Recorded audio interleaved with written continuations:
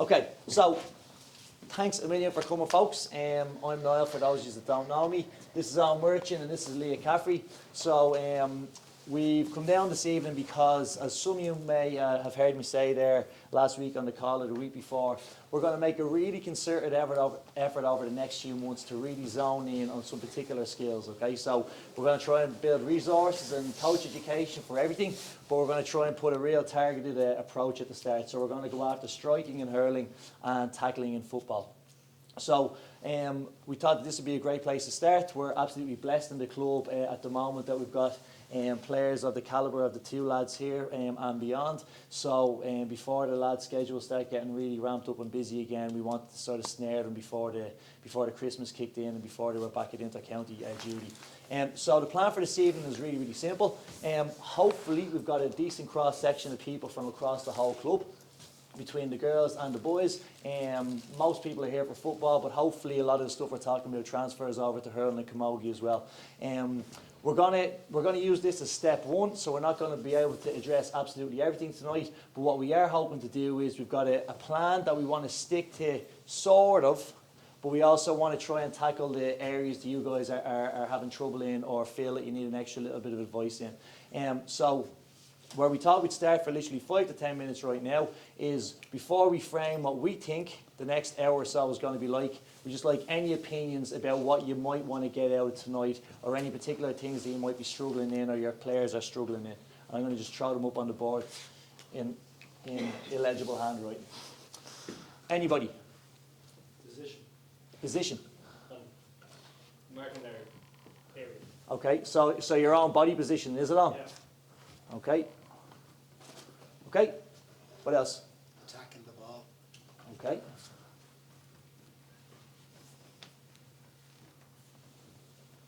Brilliant. Keep them coming. A bit of clarity on what the hell is it out and what isn't it out for days.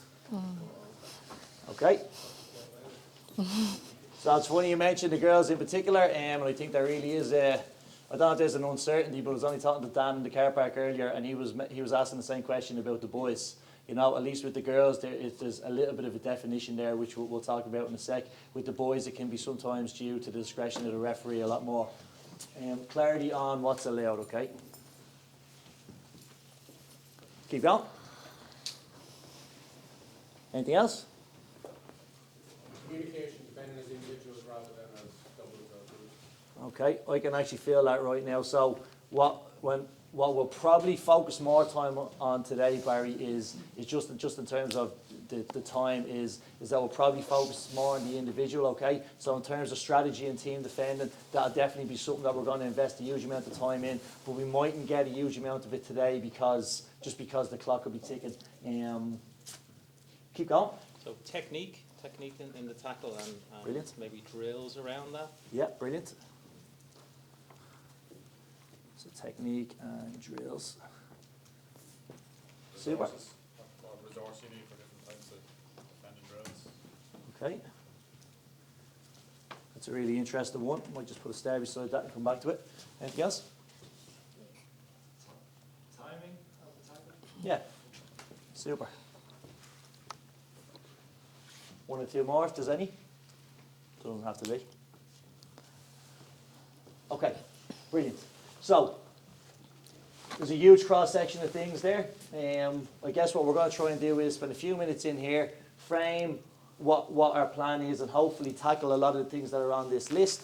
And then when we go outside, we'll try and do practically what we talk about in here, and then sort of be a little bit start-stoppy and try and actually examine why we're talking about doing this, but actually put you guys in the position to actually do it. So a lot of the times I feel that it's something can be simple when it's said, something can be simple when it's seen, but it's not as simple when we try and do. So I think sometimes as coaches we can get frustrated with the kids that they can't do something, whereas in reality we probably mightn't understand what we're asking them to do all the time. So maybe try and put ourselves in some of those positions. Just to follow up on the comms piece as well, what comms comes from the sideline.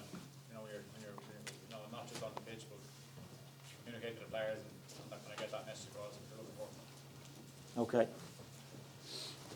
that's probably actually a wider coaching point that's actually really important for us to get as a club. There's no one way to communicate as a coach. Everyone has different styles, everyone has different personalities, everyone's group is different in terms of what they need.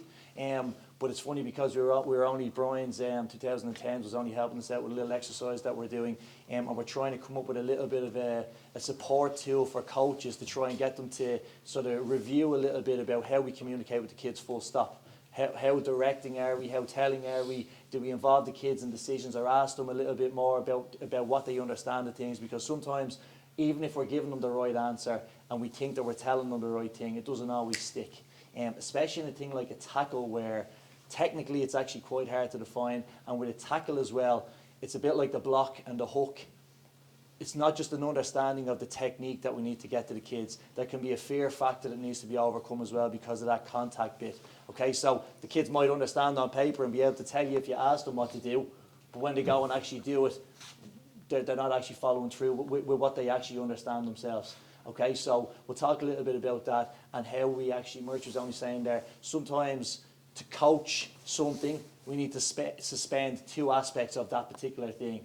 So we take away two moving parts of that thing so we can really zone in on one or two moving parts, get them really strong there, and then build on that as opposed to just trying to feck them in at the deep end all the time.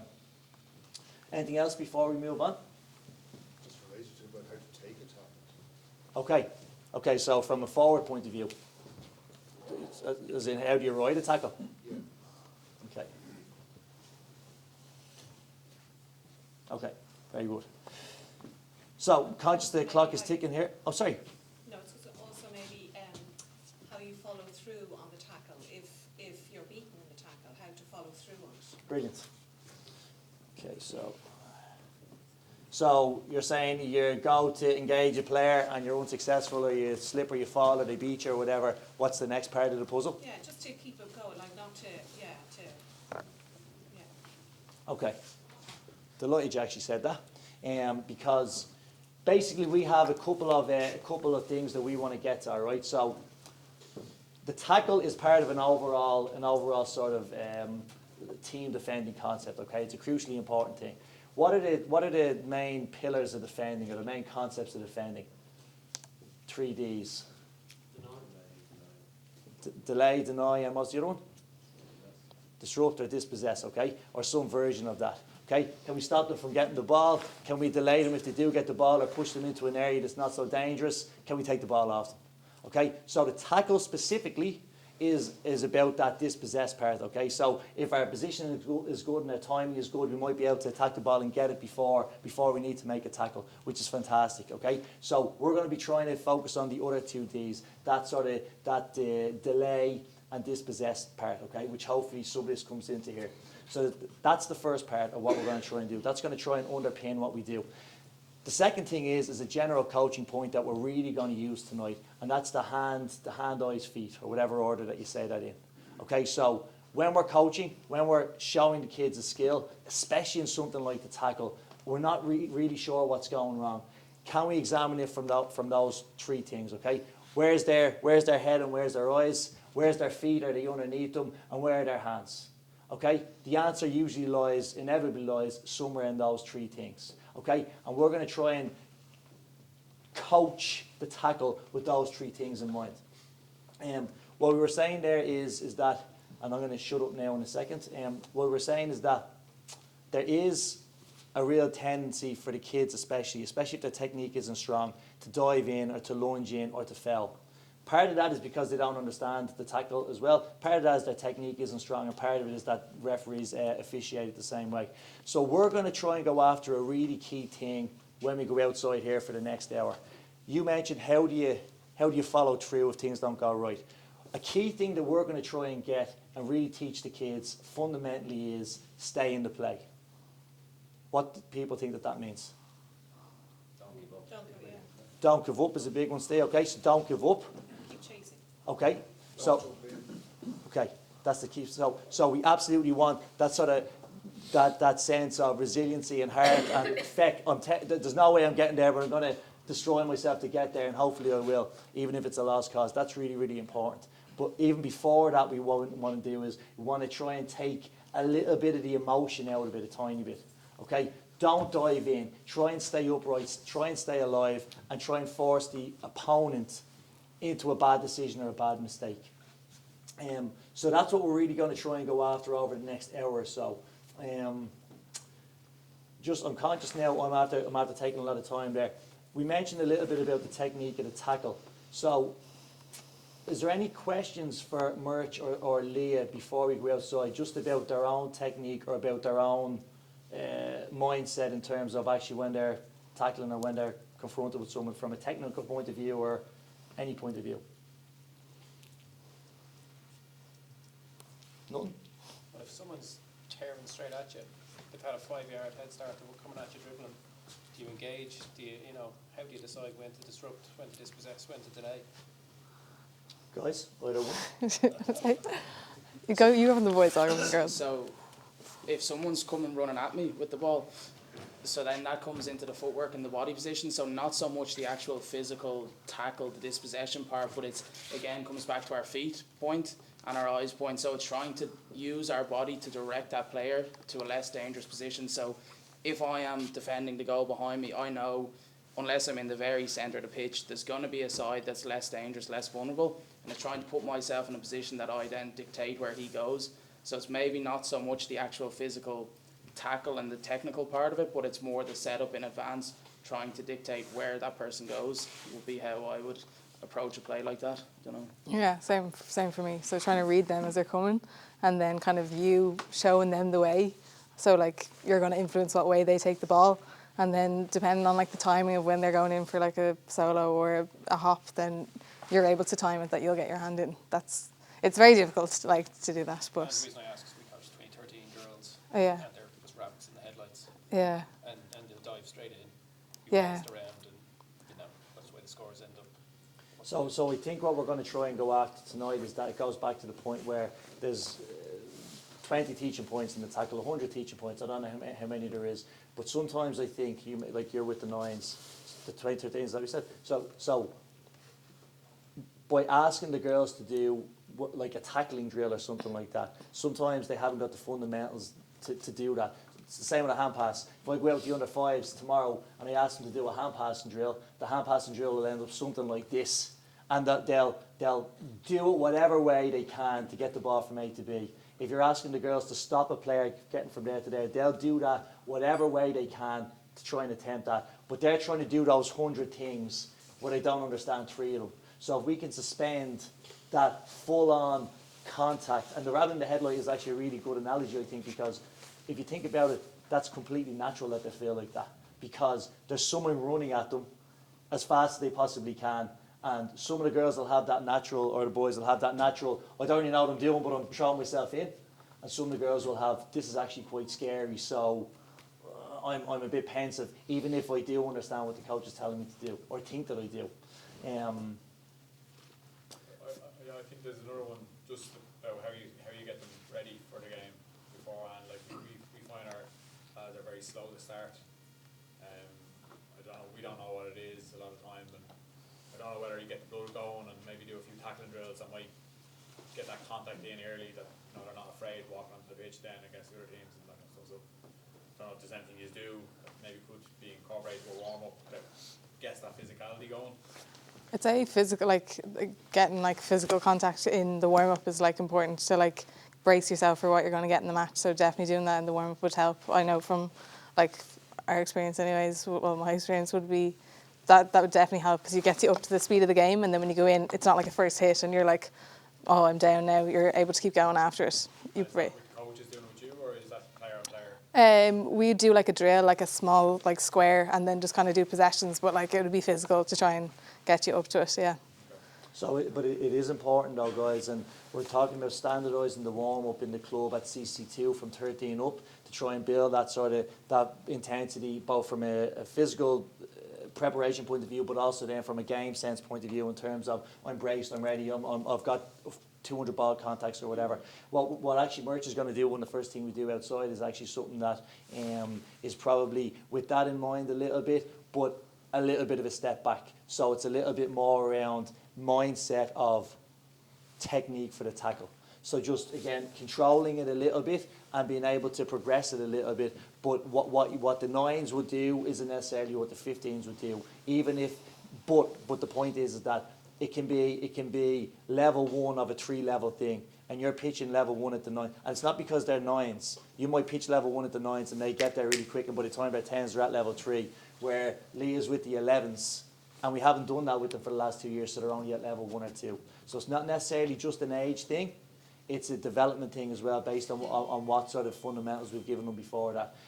But in terms of that match readiness, we actually will do specifically that. Just think on that point as well, it doesn't always have to be massive contact as well, because I was just watching an under 12 session outside there, and for me a lot of the missed tackles were just because people don't understand what they're trying to do when they're going in for a tackle. They're just flying in to get contact on a body.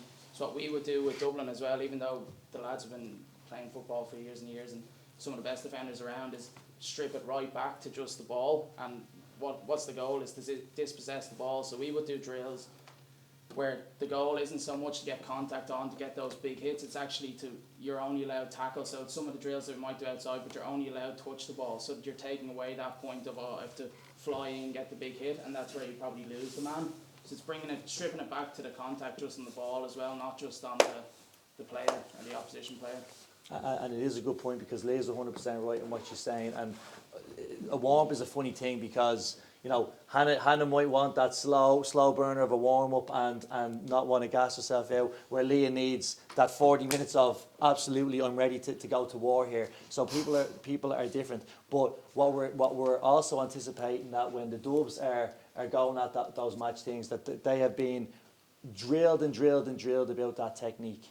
So it is especially actually important with the girls, because that contact isn't allowed as much, that we really try and make sure that they're confident in their own body positioning. And we're going to do a good bit tonight on body positioning with that hands, eyes, feet, specifically there. And we're going to really try and show a few things that some of you guys might have seen before, some of you guys might do. Hopefully we'll show you a different look, but reinforcing that taking 1 step back to take 3 steps forward is not always the wrong thing to do.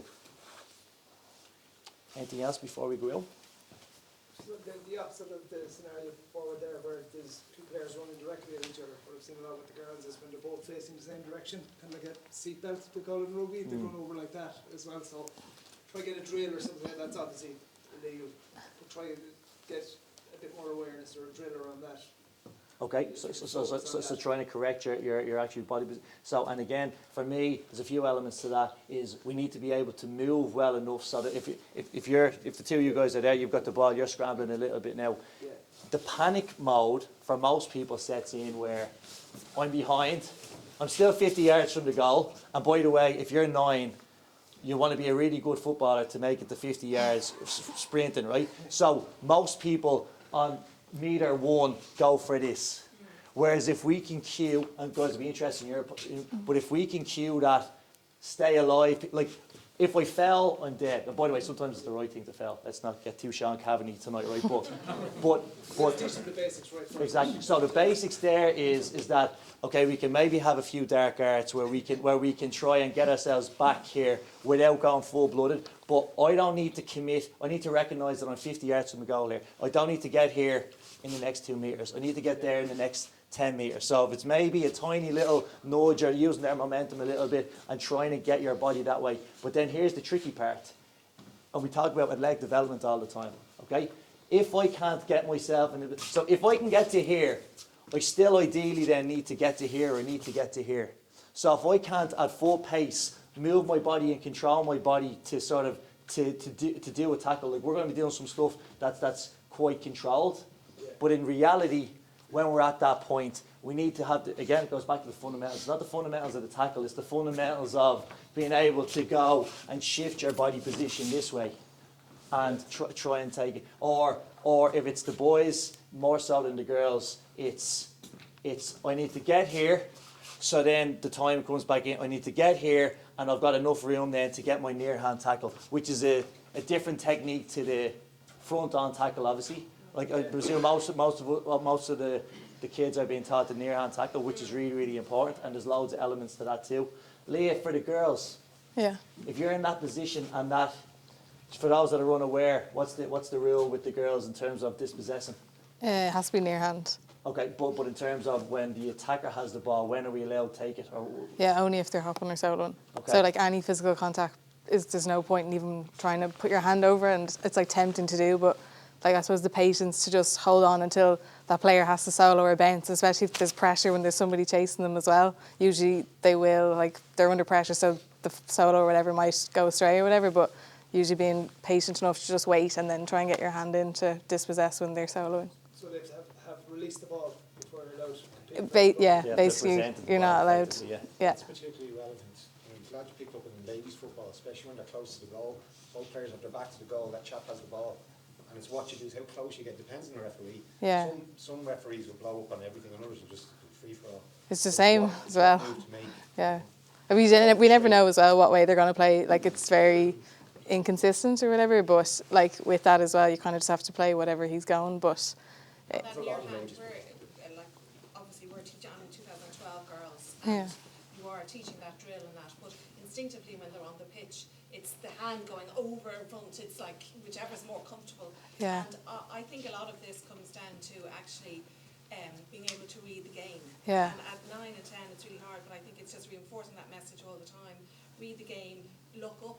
Where are your players, and where are you going, and what are the next 3 steps ahead? So, second great point I'm delighted that you made, because that goes back to a wider coaching point that I think that we're going to really try and focus in on this in January in the coaching forum, and that is that we don't need in our tackling drill for the 9s to make them brilliant tacklers by next Saturday. Okay? If we skip the first 9 steps of a 10-step process because we think we need to get them tackling as well as they can by next week, then they're not going to have developed 1 to 9. Okay? Our goal, and it's a very tricky balance, our goal is to create the most complete footballers that we can and hurlers and commodity players we can by the time they're leaving the juvenile section. Okay, so we need to redefine a little bit what our definition of success is. We need to look a little bit inwardly, and we can help you there. And it's a hard sell to the girls and the boys sometimes, but it might mean a little bit that we are trying to pull them back a little bit to show them where ultimately the best path is to get there. Because here's the thing: if they just go with that frenetic style anyway, then what's going to happen is that every time they do that frenetic style, they're going to commit a foul anyway. So what we're going to try and do is we're going to try and pull them back a little bit, get their timing right, and they'll mess up on their time in the first 100 times, and it might mean that they lose their player 99 times. We need to accept that as a coach, correct the little things, and ultimately then we're talking about timing and attacking the ball. Okay, we might need to, if Merch is a defender here and I'm an attacker, okay, and the ball is coming in from here, if we're trying to encourage him to be assertive and aggressive and mark from in front and attack the ball, if his timing isn't really, really good the first time he goes to attack the ball, even though that's what we're asking him to do, he'll misjudge it and it goes under his legs, or he'll bounce over him, okay? Now that's exactly what we've asked him to do. So as a coach, we need to try and correct his timing, but reinforce and encourage the fact that he's generally doing the correct things. Change the things that he needs to change, but don't because the result isn't right. That doesn't mean that the process isn't right. It just means that they haven't mastered the process yet. And it might take Merch and Leah, 1 training session probably, right? And it might take me 6 years. So you need to be patient with me for the 6 years. Anything else? I'm conscious we're sort of repeating a little bit, but to be honest, that's sort of what this part is just as important as that part, because this is sort of like that's for ideas and reinforcing. But we're like this part is to really try and nail that sometimes where we pitch things isn't always appropriate for the level that we're coaching here. So the 10-step example you say there, where we're trying to jump to step 9 of the 10-step example, it's very important, even very boring, to keep starting every training session at step 1. Can be. Till it's really drilled in. Like at Can one be. stage you said, right, we have a master, because all the kids will pick it up at different stages. Yeah. But So like surely till 14, 15, the basics should still be repeated all the time just to drill them. Like, anybody? Well, I have my own opinion on that, but That's what we would have done. So Niall was my coach underage, and that's what we would have done. And one of the drills we'll do outside, which is probably the most basic drill of all we'll do tonight, is one that I still do today that Niall would have done with us and Tom when we were under, 10, 12, 13, 14, the whole way up. And it's that repetition is how you learn it. And I think those fundamental skills of the tackle stay the same, whether you're like playing senior, or playing junior, or playing under 9s or under 10s, the fundamentals are still the same, so still practicing them and still knowing them and still repeating them, I think still has massive value from my own point of view. And I would agree with that. And here's the balance. And it goes back to the wider thing than the tackle is. Our job as coaches is they walk in the gate, right? They're looking forward to the session. They leave the gate having enjoyed the session. And we need to trick. So we need to rep those 50 things for the tackle, right? Sorry, those 50 reps for the tackle or the hand pass or whatever. We need to do that in a way that reinforces good technique. We're just with the 16 girls in the gym there. They all really, like, the girls are mad for lifting weights, and the boys are especially. We need to pull them back from loading and exercise so they can do it with their body weight, and then they fly up through the progressions. That is a hard thing to get across to a 9-year-old or a 12-year-old or a 14-year-old. But then here's the balance for me, and this is my own personal thing with the coach. We need to give them enough repetition and positive reinforcement. Okay, let's call it boring stuff. We can make it as creative as we can, and let's talk about that outside. But then sometimes we need to rob a little bit of the technique and say, okay, we're going to do 3 minutes of this. I need to really, really zone in it, okay? No, don't cross your feet, don't click your ankles, don't whatever. Keep your head up, keep your eyes up, and let's do it a few different times. Progress it before they get bored. And then what we do is we throw an activity in that's less controlled. It puts them into a situation where there's a little bit less, protection, because there is someone running at them at whatever speed we're running at, but it's more interesting. But what sometimes a mistake that I think that we make is that we're teaching the tackle to our under 9s, and the station is a tackle drill. 2 of us going there, or I'll stand here, Merch takes the ball at me, full-blooded, and goes and scores a goal, or I get a tackle, or I fell. That's what sometimes the tackle is, or that's what sometimes all the skills are. Okay, we can have an element of that, but we need to have much more. Like Mark and Manny just always talk about technique, activity, game. Some of you guys are aware of that. Okay, some of you newer guys mightn't be, but technique, nail it. Activity in a semi-controlled way, throw it in, and then a game where it's sort of like a free-for-all. Everyone's allowed to run as fast as they want and as fast as they can. That's okay, but don't get it upside down. Get the technique as Yeah. Yeah, that's right. And I'll say all of that, and at the same time, for me as a coach, decision making and variety and uncertainty is a critical part of every session. Okay, and it's just a matter of, do we do the technique for 2 minutes in pairs, make it so that it's new, it's gone, okay, do it, and then change that so it's another 2 minutes in pairs, but it's a different condition for them, and then we're on to the activity. Okay, anything else before we go out? We'll be starting all the time outside anyway, but I really just want to make sure that we try and hit the points that we're going to do here. Let's just ask for reading the game and that kind of, talking about your body shape and somebody's head. How aware are you of that individual coming towards you? Maybe more like senior in the county, whether they're left footed or right footed. Because I'm always telling my lads, you can see somebody's predominantly right footed, they can't get it off their left, so you're trying to push them to the left side to disrupt and get those kind of 3Ds going. Yeah, good question.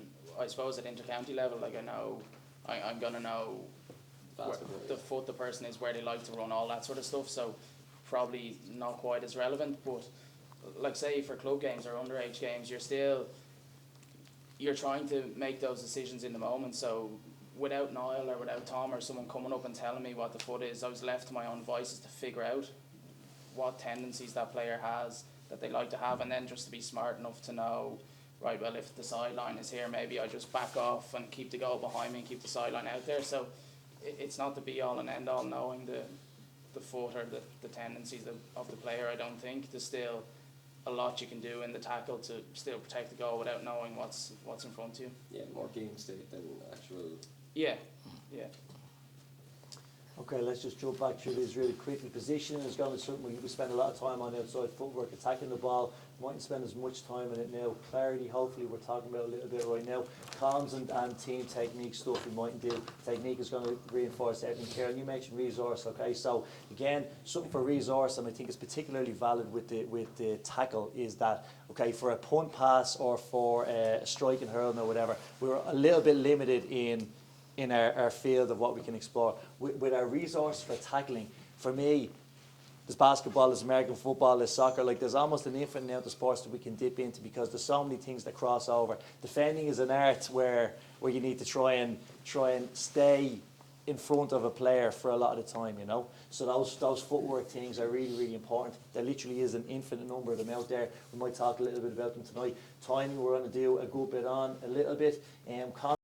Some of the time, we're going to just rob some guinea pigs some of the time, and then we'll just be chatting for some of the time. So something that I really want you guys to look at when we're out there for the next 40 minutes or so is that look at the people that are actually doing the drills and see what you see, and let's talk about it real quick, okay? And let's talk about what cues you would give certain people based on the mistakes they're making. Or if we're doing our job really, really well, can we lead the players to the answer that we would otherwise give them, as long as it doesn't take us 3 minutes to do that, because we can't ask them a question and take 3 minutes to get every answer. How to write a tackle will be, I suppose, it'll just be the reverse of what we're going to do, and how to follow through. That last one there, I think I'm going to send you guys just a 2-pager with everything we've talked about tonight and maybe a few examples of some of the activities we're going to do. And I've got in red on it, stay in the play. Stay in the play, stay in the play, stay in the play. For me, that's a really easy, consistent message to give to the kids, and it's a really easy hook that it's effectively saying don't dive in, okay? But it'll hopefully be reinforced by everything that we try and do. We've got about 50 people in the room, which is deadly, and we'll try and keep things going, and ultimately we're talking about technique here. I want you guys to enjoy the next 40 minutes, so I'm looking for some giggles and laughs, even if you have to pretend, okay? We're on the small weather. Let's go.